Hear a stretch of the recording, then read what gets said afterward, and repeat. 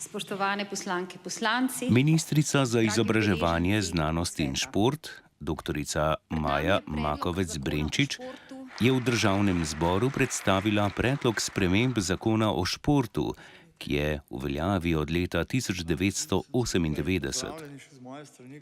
Na ministrstvu menijo, da je nov zakon nujen, saj se je v tem času v športu veliko spremenilo.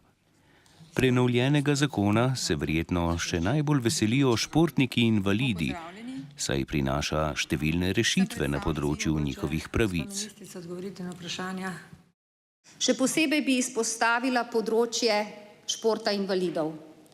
Do sedaj nismo imeli tudi ne v normativnih podlagah izenačenje vseh segmentov, ki se izvajajo v športu. Zelo aktivno smo sodelovali pri pripravi zakona. Jaz mislim, da je dober, da je več kot korak v pravo smer in s tem predlogom zakona smo zelo zadovoljni in ponosni, da se tudi v Sloveniji naredil premik na tej v bistvu strani športa invalidov.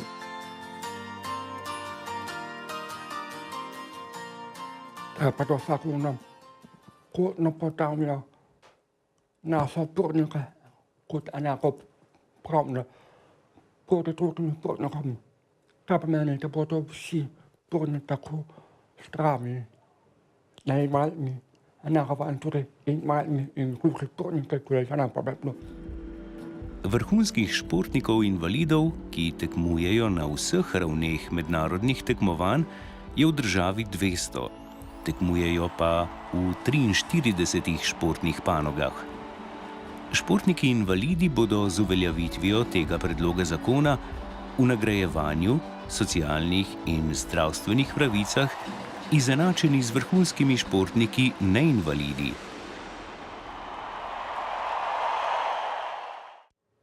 Priznavanje uradnih medalj svetovnih prvенstev, pravi za to zaposlovanje pa javno pravi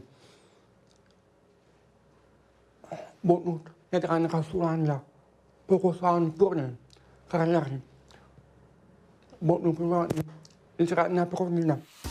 Predlog zakona o športu predvideva finančne nagrade za prejemnike paraolimpijskih kolajn in kolajn z olimpijskih iger gluhih ali svetovnih prvenstev. Polovico denarja prispeva država, drugi del pa Olimpijski komite. Zato Zveza za šport invalidov Slovenije, Paraolimpijski komite, načrtuje ustanovitev posebnega denarnega sklada za športnike invalide. Mi bomo poskušali v nadaljevanju, ker je bilo precej, bomo rekli, nekako očitkov, da na Olimpijskem komiteju zagotovijo tudi finančni del, ki ga v bistvu športnik prejme ob dosežku na največjem tekmovanju. Nismo zagotovili, mi bomo poskušali v nadaljevanju skozi sponzorje nekako pridobiti sklad, da bomo tudi na tem področju naredili korak naprej. Nagrajeni bodo tudi športniki invalidi, ki so medalje osvojili še v času Jugoslavije. Predlog zakona namreč govori o dobitnikih medalj, ne glede na to, kdaj so bile te osvojene. Tako bodo do pravic upravičeni vsi dobitniki medalj, osvojenih tudi v času pred osamosvojitvijo Republike Slovenije in pred sprejetjem novega zakona o športu. Kadarkoli je bila medalja osvojena, slovenskega državljana šteje kot pridobljena pravica. 63. in 64. člen predloga zakona o športu predvidevata zaposlovanje vrhunskih športnikov v javnem sektorju. Po zdaj veljavnem sporazumu so se zaposlovali v vojski in policiji, kjer je bilo gluhe težko zaposliti.